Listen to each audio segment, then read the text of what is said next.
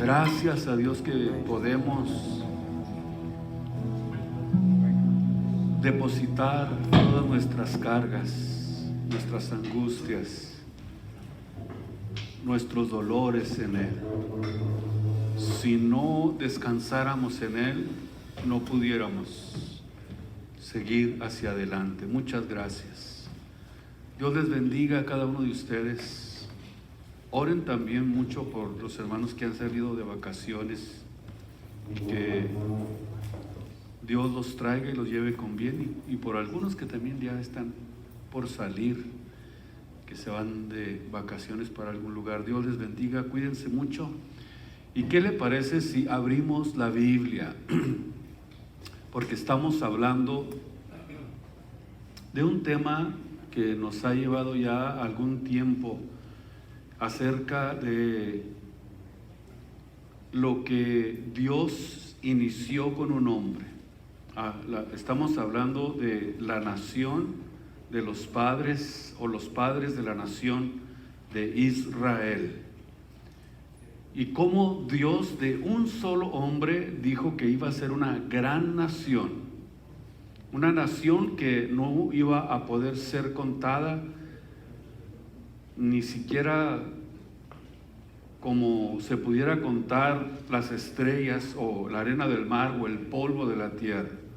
Así de grande Dios prometió que de Abraham iba a levantar una nación grande, que iba a ser incontable en número, impresionante lo que la Biblia nos enseña.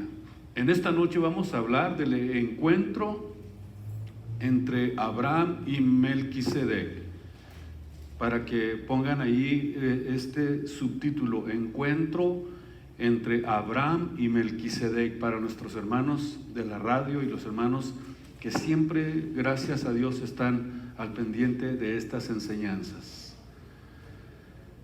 Vamos a leer el Génesis 14, versículo 17 al versículo 24. Y luego ya ustedes toman sus lugares y van a poner mucha atención a la palabra de Dios. Génesis 14, 17. Y salió el rey de Sodoma a recibirlo, cuando volvía de la derrota de Chedorlaomer y de los reyes que con él estaban, en el valle de Shabe, que es el valle del rey. Entonces Melquisedec, rey de Salem, sacó pan y vino, el cual era sacerdote del Dios alto o del Dios altísimo. Y bendíjole y dijo: bendito sea Abraham del Dios alto y poseedor de los cielos y de la tierra. Y bendito sea el Dios alto, que entregó en tus manos a tus enemigos. Y díjole a Abraham, y luego Abraham dio los diezmos de todo lo que él había recuperado, del motín que había recuperado. Entonces el rey de Sodoma dijo a Abraham: dame las personas o las almas y toma para ti la hacienda. Y respondió Abraham al rey de Sodoma: he alzado mi mano a Jehová, Dios alto, poseedor de los cielos y de la tierra, que desde un hilo hasta la correa de un calzado nada tomaré de todo lo que es tuyo, porque no digas: yo enriquecí a Abraham, sacando solamente lo que comieron los mancebos, los jóvenes, y la porción de los varones que fueron conmigo, Aner, Escol, Mamre, los cuales tomarán su parte. Pueden tomar sus lugares, por favor, y vamos, ya que los jóvenes se van a sus lugares, pues ustedes que se quedan aquí, vamos a ver algo muy interesante, precisamente del encuentro entre Abraham y Melquisedec. En esta porción que comenzamos a leer, vemos a Abraham, porque todavía no era Abraham, regresando de una tremenda victoria, donde lo que los ejércitos de 5 reyes que estudiamos la semana pasada, ¿se recuerdan ustedes?, no pudieron hacer, Abraham lo hizo con tan solamente 318 personas y los derrotó a estos 5 reyes. Los persiguió, aproximadamente por unos 240 kilómetros al norte hacia la ciudad de Damasco. Y cuando vemos esto, vemos claramente que alcanzó un éxito total, estableciendo Dios desde el principio, desde los inicios, cuando comenzó a través de un hombre llamado Abraham a formar una nación, un pueblo para su gloria. Desde ese tiempo, desde ese principio, Dios estableció que no es con ejército, ni es con espada, ni con el poder militar, sino con su Espíritu Santo, dice nuestro Señor. Abraham demostró una fe valerosa y desinteresada. Vamos a ver por qué podemos darnos cuenta de esta fe valerosa y desinteresada. Porque no esperó ser reconocido, ni tampoco esperó que a su llegada lo recibieran con aplausos por lo que hizo, o que se le diera la medalla de oro por haber logrado una gran victoria. Vemos aquí entonces claramente el desinterés que tenía Abraham por lo que había logrado, porque no era por su fuerza ni por su poder militar. ¿Cómo es posible que fueran a derrotar 318 personas a 5 reyes? Ahí vemos el principio establecido por Dios para que nos demos cuenta que no es con nuestras fuerzas ni con nuestra capacidad, sino por su Espíritu Santo. ¿Cómo reaccionó Abraham ante los halagos del mundo? ¿Le daría la gloria y la honra a Dios o aceptaría los halagos del rey de Sodoma? Imaginemos por un momento que Abraham viene de la guerra con todos los cautivos, con todo el motín, les quitó absolutamente todo y los derrotó, y se convierte de la noche a la mañana en el centro de la atención de toda esa área del Medio Oriente por su victoria. Y dice la Biblia que cuando va caminando por el valle de Shaveh, por el valle del rey, le sale al encuentro inmediatamente el rey de Sodoma. Vemos aquí que comienza inmediatamente buscando la forma de halagarlo, a lo mejor de condecorarlo por lo que había hecho, pero vemos aquí realmente algo que es todo lo contrario, que este encuentro inmediato del rey de Sodoma, representa al enemigo, al adversario, al enemigo en persona, a Satanás. Y al mismo tiempo se le presenta también un personaje misterioso, un personaje con una personalidad velada. Vamos a ver aquí en esta enseñanza de qué se trata o por qué vamos a profundizar en este encuentro que Dios tuvo con este personaje llamado Melquisedec, un personaje con una personalidad velada. Pero vamos a ver y a descubrir que se trata en esta noche de algo que pudiéramos decir que se enfrenta el mal y que se enfrenta el bien simultáneamente. Vemos la salida inmediata del rey de Sodoma, pero al mismo momento, en el mismo instante, surge un personaje. Y la pregunta es, ¿hacia dónde se inclinaría Abraham? ¿Hacia los halagos del rey de Sodoma o iría al encuentro con este rey que vemos que es una personalidad totalmente desconocida, algo completamente distinto? Y el rey de Sodoma va a negociar con Abraham, porque Sodoma en la Biblia y en el mundo entero siempre ha simbolizado la corrupción moral de una sociedad. Esto, por supuesto, cualquiera lo sabe. Cualquiera entiende perfectamente que siempre que se utiliza esta palabra, la palabra Sodoma, siempre está simbolizando la corrupción moral de una sociedad, de parejas que viven juntos sin casarse, de matrimonios engañándose uno al otro mutuamente, de jóvenes viviendo en libertinaje sexual y en toda clase de inmoralidad, de lesbianismo, de homosexualismo. Y es esta la sociedad que representa, escuchen ustedes, el rey de Sodoma. El rey de Sodoma, decíamos, tiene que ver completamente y simboliza la corrupción moral de una sociedad. Y esto la Biblia lo enseña. Tenemos nosotros que, como hijos de Dios, aprender a descifrar perfectamente y entender lo que la Biblia dice, porque realmente esto tiene que ver con los últimos días. Jesús dijo que esta sociedad se iba a presentar en la recta final de la iglesia y que se iba a convertir el mundo precisamente simbolizando estas dos ciudades de Sodoma y de Gomorra.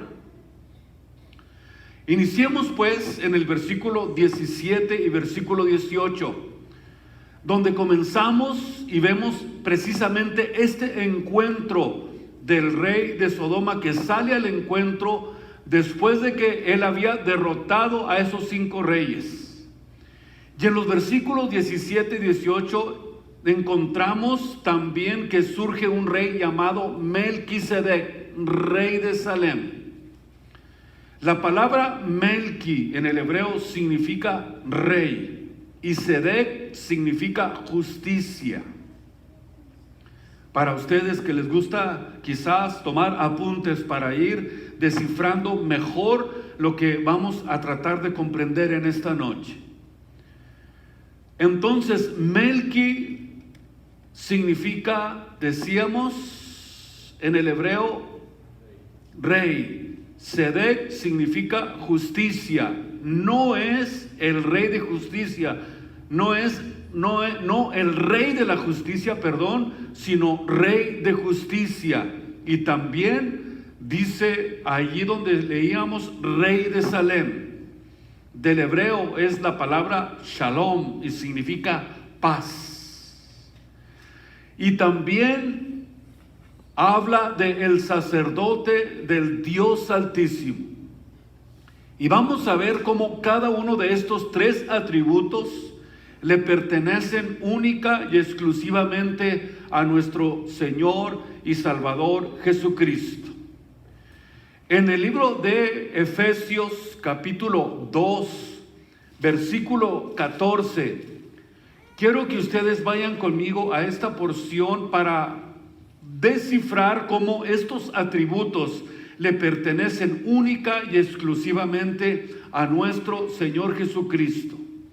En Efesios capítulo 2, versículo 14, dice, porque Él es nuestra paz. Escuchen, Cristo es nuestra paz. Cristo en la cruz del Calvario estaba reconciliando, estaba amistando, o pudiéramos decirlo, amistándonos, reconciliándonos y juntándonos, uniéndonos a un cuerpo en su sacrificio en la cruz del Calvario. Y no hay otro lugar de acuerdo a su palabra donde el hombre pueda unirse con Dios y así de esta forma aprender a caminar con Dios. No existe ningún otro método, ningún otro camino, ninguna otra fórmula, sino es solamente a través del sacrificio que Él hizo en la cruz del Calvario, y es ahí precisamente en la reconciliación, en la unión, cuando derriba esta pared de separación que existía entre nosotros y Dios y nos dio su paz, y de esta forma hemos aprendido a caminar con Dios. derribando esa pared de separación. Y desde el momento en que nosotros nos unimos a Cristo, entonces inmediatamente la paz de Dios comienza a gobernar nuestras vidas. Entonces, ¿es ahí o es así la única forma de poder caminar con Dios y donde podamos estar asidos de su mano? Solamente en su sacrificio. Ahí Dios quita las barreras de separación y nos une en uno con Él para que seamos uno en Cristo. Pudiéramos entonces decir nosotros que su sacrificio es el centro que Dios escogió para que el hombre pudiera hacer la paz con Dios. La paz con Dios. Cuando venimos a Cristo nos identificamos, dice la Biblia, con Él en su muerte y en su resurrección. Cuando comenzamos a identificarnos con Jesús en su muerte y en su resurrección, escuchen ustedes, es ahí precisamente desde ese momento que la paz de Dios comienza a inundar nuestra vida y derriba todo aquello que nos separa de Dios. Derriba cualquier barrera que nos separaba de Dios. Y esto es muy importante que cada uno de nosotros, como hijo de Dios, lo podamos comprender. Necesitamos tener la paz con Dios. Y la única forma de tener la paz con Dios es uniéndonos con Él en su sacrificio, porque la sangre de Jesucristo nos limpia de todo pecado. Y la limpieza del pecado nos hace unirnos con Él, y de acuerdo a lo que la Biblia nos muestra y nos enseña, podemos alcanzar una convicción tan fuerte en esta unión con Jesucristo que el apóstol Pablo decía que no había absolutamente nada que lo pudiera separar del amor de Dios. Ni tribulación, ni angustia, ni hambre, ni desnudez, ni cuchillo, ni espada, ni lo alto, ni lo bajo, ni la vida, ni la muerte, dijo Pablo, me podrá separar del amor de Dios que es en Cristo Jesús, Señor nuestro. Qué convicciones tan arraigadas tenemos que aprender a desarrollar cuando venimos a la palabra de Dios, al conocimiento de nuestro Señor y Salvador Jesucristo. El apóstol Pablo escribió, justificados por la fe, justificados pues por la fe, Romanos 5:1, tenemos paz para con Dios por medio de nuestro Señor Jesucristo. ¿Quién es este Rey de paz? El único Jesucristo. Justificados pues por la fe. Es como nosotros podemos traer la paz a nuestras vidas por medio, ya lo dijimos, nos identificamos con Él, con nuestro Señor Jesucristo. En otras palabras, la paz no es posible en tu vida. La paz no puede ser posible en tu hogar, en tu matrimonio, sin antes haber justicia. Por eso es que se presenta este personaje como el Rey de justicia, Rey de paz. Cuando la Biblia utiliza la palabra justificados, significa, escuchen ustedes, el perdón de todos nuestros pecados. Pero también significa la elevación, la santificación y la renovación espiritual del hombre. Pudiéramos decir que abarca todas estas áreas de nuestra vida que son muy importantes para que nosotros podamos entender realmente lo que Cristo está haciendo en medio de su iglesia, con sus redimidos, con sus hijos. No solamente, lo quiero volver a repetir, la justificación es alcanzar la justicia de Dios. Y esto de justificados no simplemente está hablando del perdón de nuestros pecados, sino que también notamos que es una elevación, es un crecimiento, pudiéramos decir, que aprendemos a caminar por fe y aprendemos a confiar en las cosas que no vemos. Porque de acuerdo a lo que dice la Biblia en Hebreos 11, que las cosas que no se ven, las cosas que no podemos percibir con nuestros 5 sentidos son más reales que las cosas que no se ven. Imagínense ustedes que nosotros como hijos de Dios hemos comenzado a creer en un Dios que no vemos. Hemos comenzado a desarrollar una fe en las cosas que no hemos visto, pero que sabemos que son reales, porque todo lo creado precisamente surgió, de acuerdo a Romanos 1:20, todo surgió de lo que no se veía. Y si todo lo criado, todas las cosas criadas salieron de lo que no se veía, imagínense ustedes lo real, lo verdadero, lo auténtico que es lo que no se ve. Todo lo que se ve salió de lo que no se veía. De modo que si tú miras al cielo y ves lo que Dios ha creado, eso significa que no tienes excusa de que hay un creador detrás de todo lo creado, detrás de todo lo que se ve, detrás de lo que nosotros podemos palpar. Significa que hay detrás un creador. No aparecieron todas esas cosas por accidente, ni siquiera por una explosión. Absolutamente no. Hay un creador detrás de todo lo que nosotros vemos. Esa elevación de la que habla el hombre es precisamente cuando entramos en un ambiente de santificación. Cuando entramos en un ambiente de santificación, Dios te eleva. Dios te hace crecer, Dios te hace confiar, Dios te hace caminar a pesar de las adversidades, a pesar de que a veces hay situaciones que nos quieren detener en el camino, pero como hemos creído por fe y caminamos por fe y no por vista, seguimos hacia adelante confiando, como viendo lo que dice la Biblia, como viendo al invisible. Qué glorioso es esto. ¿Saben por qué fue necesario esta renovación?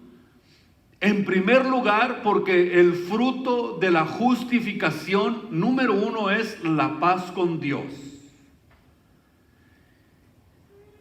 Y el hombre necesita esa justificación, necesita ese perdón. Porque el hombre siempre está en contra de la justicia de Dios. Y es un ser por naturaleza rebelde contra las leyes de Dios. Es muy normal que el hombre siempre esté en contra de las leyes de Dios. Por eso Dios quiere renovar nuestro espíritu. Dios quiere justificarnos. Dios quiere perdonarnos para que aprendamos a andar en sus leyes, a que obedezcamos sus mandamientos. Si no existe eso en la vida de un creyente, no va a poder obedecer a Dios. En Colosenses capítulo 1, versículo 20 al 22, Colosenses capítulo 1, versículo 20 al 22, donde el apóstol habla precisamente de esta reconciliación necesaria para poder tener la paz de Dios, cuando dice: y por Él, por Jesucristo, reconciliar todas las cosas así, pacificando, escuchen ustedes, por la sangre de su cruz, así lo que está en la tierra como lo que está en los cielos. Y a vosotros también, que erais en otro tiempo extraños y enemigos de ánimo en malas obras, en nuestra propia justicia, pero ahora os ha reconciliado en el cuerpo de su carne por medio de muerte, para haceros santos y sin mancha e irreprensibles delante de Él. Escuchen ustedes, Dios hace de nosotros lo que no éramos. Como lo hizo con Abraham. Abraham le dijo, haré de ti. ¿Qué significa? Que voy a hacer algo que tú no eres y que nunca podrás lograr. Esto es exactamente lo que Dios quiere que nosotros entendamos. Nadie va a tener paz en esta vida si no hace la paz con Dios. Es imposible tener paz si no existe una reconciliación con Él. Cuando oyes la Biblia, cuando oyes su palabra, cuando entiendes el mensaje de Dios y comienza tu vida a recibir el conocimiento, inmediatamente Dios empieza a tratar con tu vida. Y te está llamando a tener paz con Él. Te está llamando a que te unas a Él, a que escapes del estilo de vida en el cual nosotros antes estábamos atrapados, sin paz, sin santidad, sin conocimiento. Estábamos de acuerdo a la Biblia, alejados de las promesas de Dios, sin Dios en el mundo. Estábamos perdidos, pero Él nos ha reconciliado con su sangre preciosa derramada en la cruz del Calvario. A Él sea la gloria y la honra en esta noche. En Génesis, donde estamos, capítulo 14, versículo 18, vamos a seguir avanzando. Dice que entonces Melquisedec, rey de Salem, sacó pan y vino, el cual era sacerdote del Dios alto, del Dios altísimo. Vamos a notar aquí dos cualidades que no las puede tener ni un ángel, ni siquiera ni un arcángel, ningún ser espiritual, ningún ser en todo el universo. Rey de justicia, Rey de paz. Es algo que solamente se le pueden atribuir a nuestro Señor Jesucristo. Y la pregunta es, ¿por qué en esta guerra los 5 reyes que vinieron a atacar no atacaron Salem?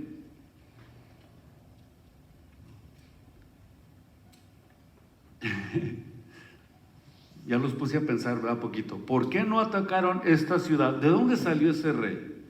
Si salió el rey de Sodoma e inmediatamente salió el rey Melquisedec. ¿De dónde salió? ¿Dónde estaba esa ciudad? ¿Por qué no fue atacada?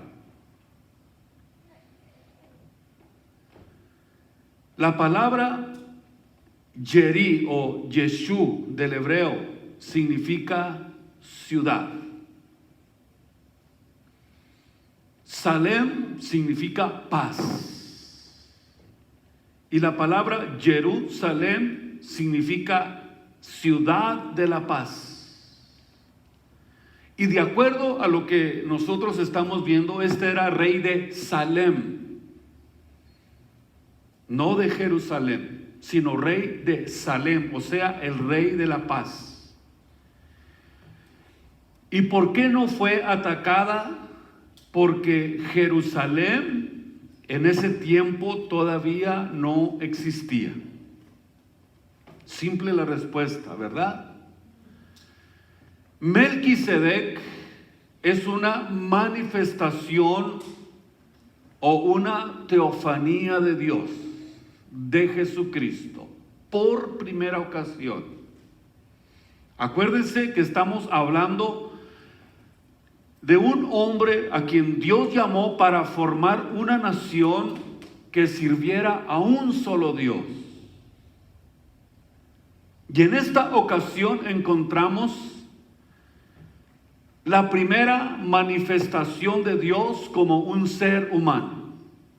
O sea que cuando vino en Jesucristo a manifestarse al mundo, no fue la primera vez que Dios se había manifestado en carne, o lo había hecho a través del ángel de Jehová, o lo había hecho a través de formas de hombres, como lo que sucedió precisamente, por ejemplo, con Jacob en Génesis 32, 28 y 29, que también dice la Biblia que luchó con un hombre y era Dios el que había luchado con Jacob. Pero aquí encontramos que esta fue la primera ocasión en que encontramos que Dios se manifiesta como un ser humano y se manifiesta como rey de una ciudad que todavía no existía. Ya los dejé pensativos. Bueno, vamos a ver, vamos a tratar de dejar que la Biblia sea la que nos enseñe y la que nos muestre esta verdad tan gloriosa.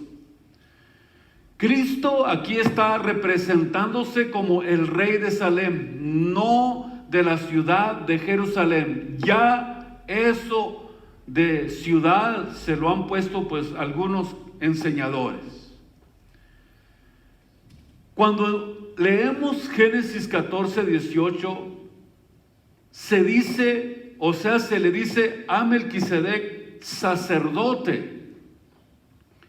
Y esto es realmente algo muy impactante, muy asombroso, podríamos decir algo asombrante, porque el sacerdocio no existía todavía en ese tiempo.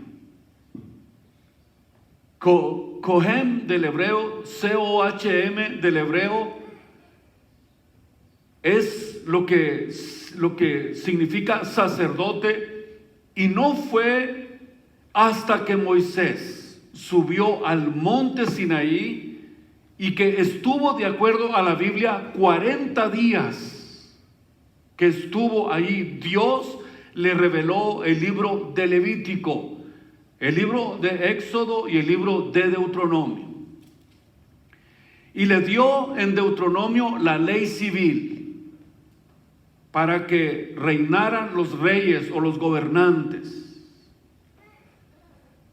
Levítico le dio la ley ceremonial, la forma de acercarse a Dios. Y también le dio la ley moral, los 10 mandamientos. Y cuando Moisés baja del Sinaí, vemos que trae una revelación muy importante acerca del sacerdocio. Dios le ordenó que apartara a la familia de Aarón y a su descendencia, o sea, toda la tribu de la descendencia de Aarón, la levita, y ahí fue donde Dios estableció el sacerdocio en Israel. Pero estamos hablando precisamente de un acontecimiento que pudiéramos decir trascendental, porque es la primera vez que la Biblia habla de un sacerdote. Por eso ahora entendemos que no fue hasta que Dios le reveló a Moisés, no solamente le reveló la función y cuáles deberían de ser las obligaciones del sacerdocio, sino que también le dice que específicamente los sacerdotes descenderían de la tribu de su hermano Aarón. O sea, fue de esta forma que Dios estableció el sacerdocio en Israel. Y la palabra sacerdote significa el que sacrifica, Jerús, y se traduce al latín como pontífice. O sea, cuando Dios le dio a Israel el sacerdocio para que esta tribu fueran los intercesores del pueblo, y todo el pueblo tenía que acercarse al tabernáculo donde habitaba Dios, y ellos serían los que sacrificaban, los que intercedían a través del derramamiento de sangre por medio de los sacrificios. Y dice la Biblia que sin derramamiento de sangre no había remisión de pecados. Y no solamente les dio este orden de sacerdocio levítico, sino que también un sacerdocio del orden de Melquisedec. Vamos a notar algo muy interesante y muy importante aquí. Vemos que existía el sacerdocio del orden levítico, pero también Dios había establecido un sacerdocio del orden de Melquisedec. Es importante que nosotros aprendamos a hacer la diferencia para que podamos comprender mejor la etapa, el tiempo en la que nosotros ahora estamos viviendo. Y Dios, antes de darle el sacerdocio levítico a Moisés, le dice exactamente cuál sería esa función. Pero sin embargo, notamos que por otro lado, Dios había establecido otra línea de sacerdocio con el nombre de Rey de Paz, Rey de Justicia, y nos muestra que nuestro Señor Jesucristo, desde antes de la fundación del mundo, ya había señalado como sacerdote eterno, como sacerdocio inmutable, como sacerdocio que no tendría genealogía, que ni tendría principio, que ni tendría fin. Un sacerdocio completamente con una línea eterna, mientras que el sacerdocio levítico venía solamente con un oficio temporal. Vamos a demostrarlo con la Biblia. Abran su Biblia en el capítulo 7 del libro de los Hebreos. Vemos entonces el establecimiento cuando Dios le dio la ley a Moisés, número 1, de un sacerdocio temporal, mientras que la línea del sacerdocio eterno era la que Dios le había revelado a Abraham. Hebreos capítulo 7. Vamos a ir delineando algunos versículos para comprender de una forma más profunda esto. Comienza diciendo, escuchen lo que escribió aquí el apóstol: porque este Melquisedec, rey de Salem, sacerdote del Dios Altísimo, el cual salió a recibir a Abraham, que volvía de la derrota de los reyes, y lo bendijo. Dios lo bendijo, el cual asimismo dio los diezmos de todo. Primeramente él se interpreta rey de justicia, y luego también rey de Salem, que es rey de paz. Vamos a tratar aquí de irnos con mucha calma. El sacerdocio levítico, número 1, tenemos que entender que era un sacerdocio que hereditario o temporal. ¿Por qué? Porque moría Aarón, lo tenía que suceder su hijo. Moría su hijo, tenía que seguirlo su hijo. Era un sacerdocio hereditario, pero el de Melquisedec no lo fue. El de Melquisedec no era un sacerdocio hereditario. ¿Por qué? Veámoslo en el versículo 3. Porque no era de orden de una familia como lo fue en el caso de Aarón, porque era sin padre, sin madre, sin linaje, o sea, sin genealogía, que ni tiene principio de días ni fin de vida, un sacerdocio eterno. ¿Qué es lo que vemos entonces? Vemos que este Melquisedec es de un orden y de un sacerdocio eterno. Y el único que vive y es eterno, naturalmente, ¿quién es? Dios, nuestro Señor. Todo lo creado tuvo un principio, absolutamente todo. Y notamos que este orden de sacerdocio es completamente diferente al orden del sacerdocio de Leví. Es un sacerdocio inmutable, eterno, imperecedero, de acuerdo al versículo 4. Mirad cuán grande fue que aún el patriarca Abraham dio sus diezmos de los despojos. absolutamente todos los diezmos de sus despojos. Y luego nos dice, considerad, o sea, considerad significa consideren, analicen cuán grande era este. Si Abraham está dando diezmos a este personaje y de Abraham salió Leví, síganme con cuidado, o sea, de Abraham salieron absolutamente todos los padres de la nación de Israel y todo el pueblo de Israel, significa que si el pueblo le da diezmos a los sacerdotes y los sacerdotes salieron de Abraham, eso significa que Melquisedec era más grande que Abraham. O sea, era mayor. ¿Se recuerdan ustedes cuando Cristo se confrontó con los fariseos y los saduceos y le preguntaron, ¿eres tú mayor que nuestro padre Abraham? Y Jesús le responde con toda certeza, antes de que Abraham fuese, yo soy. Gloria a Dios. ¿Por qué? Porque estamos hablando de un sacerdocio superior al sacerdocio levita, que venía no del orden de Judá, ni del orden de Leví, no del orden de Leví, perdón, sino de un sacerdocio inmutable, eterno, imperecedero. Escuchen, que tiene que ver con la naturaleza de Cristo, con la naturaleza de nuestro Dios. En el capítulo 7, versículo 7, donde estamos, dice, y sin contradicción alguna, lo que es menos es bendecido de lo que es más. Se los traduzco. Escuchen, sin contradicción alguna, lo que es menos. ¿Qué es lo que es menos?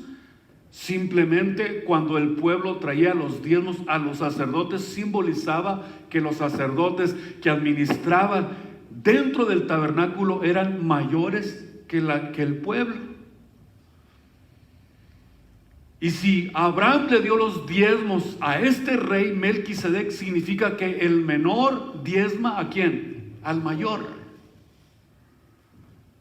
Y es ahí donde nos damos cuenta que Abraham era menor, que este sacerdocio era un sacerdocio eterno. O sea, Melquisedec bendijo a Abraham al menor. Entonces Melquisedec es mayor que Abraham y mayor que el sacerdocio levítico. No puede ser esto asunto donde tenga que intervenir el ser humano. Estamos hablando de una intervención sobrenatural, de una intervención directamente de Dios. Directamente de Dios. Porque dice Hebreos 7:11, si pues la perfección era por el sacerdocio levítico, porque debajo de él recibió el pueblo a la ley. ¿Qué necesidad había aún de que se levantase otro sacerdocio según el orden de Melquisedec y no fuera llamado según el orden de Aarón? Pues entonces, mudado el sacerdocio, entonces es necesario que también se haga mudanza de la ley. ¿Cuál ley? Es la pregunta. La ley de los sacrificios. ¿Por qué tuvo que mudarse la ley de los sacrificios? Porque Jesús con un solo sacrificio hizo perfectos a los santificados, donde ya no hay necesidad de que cada día los sacerdotes estén ofreciendo sacrificios primero por sus pecados y luego después por los pecados del pueblo. Ahora, con un solo sacrificio, Cristo logró lo que el sacerdocio levítico no pudo lograr jamás. Por eso Él es el que logró lo que no podía lograr un sacerdocio temporal. Bendito su nombre en esta preciosa tarde. Vemos entonces que si el sacerdocio levítico, está diciendo prácticamente Hebreos 7:11, hubiera sido perfecto, es lo que está diciendo el apóstol Pablo. Si el sacerdocio levítico hubiera sido perfecto, no hubiera habido necesidad que se levantara otro sacerdocio. ¿Cuál es el otro sacerdocio? Del orden de Melquisedec. Y que a través de ese sacerdocio, pues naturalmente de ese sacerdocio temporal no vendría el Mesías. A través de ese sacerdocio no vendría el Mesías, sino que el Mesías vino por otra tribu, no por la tribu de Leví. Veámoslo, versículo 13 y versículo 14. Porque aquel del cual esto se dice de otra tribu es. Una tribu que nunca asistió al altar de Dios, una tribu que nunca tuvo el orden que tenía el orden levítico. Porque notorio es que nuestro Señor Jesucristo nació ¿de cuál tribu? De la tribu de Judá, no de la tribu de Leví. De cuya tal tribu, escuchen ustedes, Moisés nunca, absolutamente nunca habló del sacerdocio. O sea, era una tribu que no pertenecía al sacerdocio al cual Dios había establecido por medio de Moisés, sino que vino por otra tribu. ¿Cuál era el orden que vendría por esa otra tribu? El orden de Melquisedec. Y aún más manifiesto es, si a semejanza de Melquisedec se levanta otro sacerdote, el cual no es hecho conforme a la ley del mandamiento carnal, según la virtud de vida indisoluble. Escuchen lo que está diciendo. El sistema levítico fue reemplazado por un nuevo sacerdote que ofreció un sacrificio, un nuevo pacto, algo completo, algo perfecto, algo que pudiéramos decir alcanzó la perfección que se necesitaba para por fin dejar de ofrecer presentes y sacrificio, algo perfecto bajo un nuevo pacto. Un nuevo pacto que abrogó la ley de los sacrificios, o sea, la ley ceremonial. Ahora, cuando leemos en el versículo 15, escuchen ustedes, y aún aquí es manifiesto que si a semejanza de Melquisedec se levanta otro sacerdocio, eso significa que no saben ni lo que es sacerdocio. Como el sacerdocio romano. Por favor, ¿de dónde salió semejante tontería? Si en el tiempo de Moisés nadie podía ser sacerdote si no era de la tribu de Leví. Y fue algo establecido por Dios. Fue un sistema establecido por Dios. Ahora vemos que por el orden de Melquisedec llega un sacerdote que hizo el sacrificio perfecto. ¿Para qué más sacrificios? ¿Para qué sacerdocio? Si ya hay alguien que hizo el trabajo perfecto. Perfecto, perfecto, perfecto. Ya no necesita la ayuda de nadie, porque el sacrificio de Jesucristo fue hecho una sola vez. Y con una sola vez alcanzó lo que el sacerdocio levítico no pudo alcanzar. Ahora imagínense ustedes un sacerdocio inventado por Roma, por Dios. Ya no me quiero enojar. ¿Por qué no seguimos la próxima semana?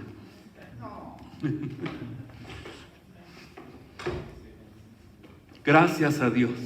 Gracias a Dios que estamos siguiendo una línea perfecta para poder adquirir un conocimiento profundo. Y como las telenovelas, seguimos nuestra próxima semana desarrollando este mismo tema.